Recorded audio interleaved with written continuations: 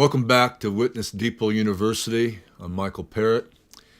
Once again, I keep talking about this, but we want to equip you, edify you, exhort you, and enlist you to be a witness to your world. We want to equip you on how you can share the gospel with your world. Today we're centering in on witnessing in your world, and we're centering in on witnessing in the workplace. And we're going to go over that a little bit, the do's and don'ts of what you should do and not do. But I'd like to have you really take a look at two interviews I had with two people that have been a witness in the workplace. The first one is a soul-winning business. These people own two businesses, and they committed their businesses to Christ, and they made a covenant with the Lord that they would be a witness and that they would try to win souls in their business. The second one is a really powerful testimony of a brother who worked at a factory and his experiences in witnessing at that factory. And so let's take a look at those.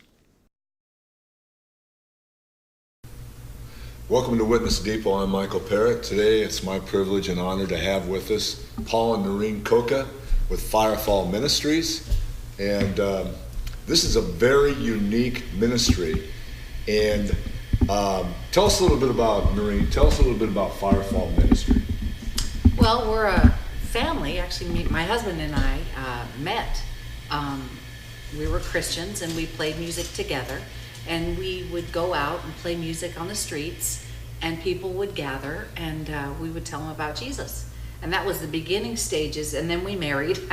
So we continued with that, and we've done it for years, gone out on the streets, tell people about the Lord, and play music, and it's been an ongoing process for 35 years. Yes, that's what it says on here. 35 years. They've been taking teams, Street Songs, their album, or their tape, video, here for 30 years. They've been taking teams to the streets of America, and they have unique gifts. That the method that they use, if you want to call it that, is they're very talented. To my knowledge, you're a professional violinist. Well, I squeak sometimes. You squeak sometimes, okay. But your husband plays the guitar, you play the violin, and you take the method of using worship on the streets, and which draws the presence of the Lord and sets up opportunities to lead people to the Lord. Yes. And you and your husband have been doing this now for 30 years. Yeah, 30, almost 35 now. Yeah, so the fire is falling on the streets of America through the Firefall Ministries. It does. But it does. Also, what's really unique about you guys is, like your husband shared with us today, is that your business is a soul-winning business. It's amazing. And so tell us, you've shared a little bit about how you have led a heroin addict inside of this business to the Lord, as well as you witness to a lot of people that come in here. Oh, yes. So tell us a little bit about that. Our business probably opens up more opportunities for us to evangelize even than going out on the streets, because we don't do that as often. Every day we get people coming into our business, and it's even today we prayed for somebody that was sick. Steve and I, my jeweler that works with me, he's a marvelous man of God, and prayed for him, and two other little ladies walked in, both with different agendas. One needed a repair and one needed something else, and it was unusual. They must have been Christians, because they joined us, and we prayed for Eddie. He was sick, and that God would touch him, and because he had cancer. And so we have opportunities every day to pray for people. This business is amazing. And I'd like to share a testimony. We have several testimonies. Our jeweler here, Steve, is also the youth minister at one of the local churches, but he does the Bible study in the jail up here in Calaveras County every Wednesday. We allow him to go there, and he does the Bible study, and we feel like we're participating because he does it, and he's wonderful with the inmates. But about 2 years ago, we were burglarized here. A young boy came in he broke the window, came in, and he stole some silver jewelry. And then he ran out and he hit his head on the bar, fell back, dropped most of his jewelry, and then ran out the door. Well, we had good pictures of him on our camera, and so we kept going over it and showed the police, and they arrested him and put him in jail. Well, Steve does the Bible study at the jail on Wednesdays, so sure enough, who walked in but our little thief, Preston, came in, you know, and so they were introducing each other in the Bible study. It was the cutest, it was a wonderful thing, and Preston said, Steve said, thank you for coming, and he said, you know, I've been praying for you, Preston, and Preston said, well, you don't even know me. Why have you been praying for me? He said, well, I work at Firefall Jewelers. And I looked at that videotape so many times. You are not good at being a thief. You need to get a new occupation. And then he shared the gospel, and he actually led him to the Lord. Yes. And then Preston went into a program, a drug program, in Teen Challenge, and he's doing really well. Wow. So that's an example of how God uses our businesses to touch a lot of people.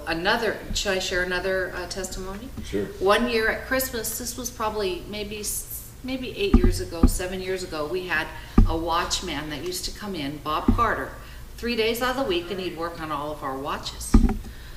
Well, one year at Christmas, he was a larger fellow, had a few health issues. We were very busy in our store, and this was in Angels Camp, and I looked in the back, and Paul and Bob were talking, and we needed some jobs done, and I was thinking, what are they doing?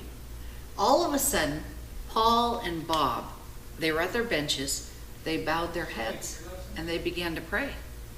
And so I thought, well, something's happening back there, and I'm helping customers. And then after all the customers left, Paul came out and he said, Bob Carter, who was our watch guy for years, he said, receive Jesus in his heart today. Wow. Bob said, yes, I did. Wow. And he said, and what had happened is Bob went back and he said, I just have a feeling that I'm going to go be with God pretty soon, and I better make it right.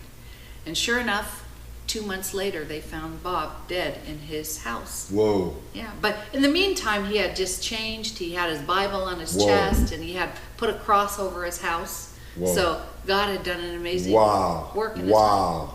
That's So we have a lot of opportunities to do evangelism, and you can too, even in your place of business. You don't have to go out on the streets to find people to share the Lord. It's so important to take advantage of every opportunity. The Bible says that a soul winner gets a soul winner crown, and that's what the fruit of what we're to do here is, to bring people into the kingdom. So your soul winning ministry, which is your music, has led to winning souls on the streets. Yes. Your business Yes. is yielded to the Lord to be a witness, Right. which has led to soul winning. Right. Actually, a guy that gets to go to heaven. A lot of people went to heaven. Well, I with this mean, business, they all yeah. went to heaven if they Yeah. got saved, but dies and, Right. So, but on top of that, this has resulted in a soul-winning family. Tell Yes. us a little bit about that. Well, when the kids were little, we used to have an evangelism ministry to youth, homeless teenagers. So when our children were little, we used to take the children on the streets with us and share the Lord, and I'd always feed this homeless teen group.